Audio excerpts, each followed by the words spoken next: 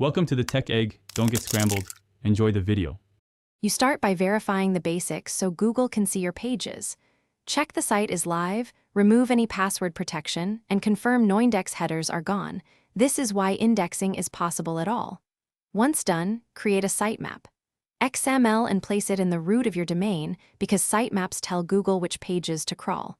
Also add or update robots. TXT to allow crawling. Make sure it does not block your important folders. These steps open the gate for discovery. You now use Google Search Console to directly communicate with Google, which speeds up discovery and gives feedback. Add your site as a property and verify ownership using HTML file, meta tag, or DNS record. This proves you control the site. Once verified, submit your sitemap and use the URL inspection tool to test live pages and find crawling issues.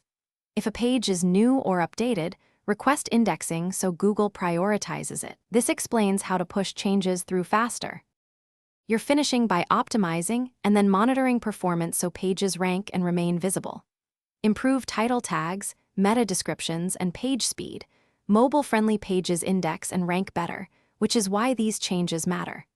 Monitor Search Console coverage and performance reports for impressions and errors, and track core web vitals for user experience. If a page still isn't indexed, check for crawl errors. Remove any accidental no-index or blocking rules, fix the issue, and re-request indexing. This troubleshooting tip resolves most problems. Thanks for watching. Consider subscribing if I helped unscramble your problems.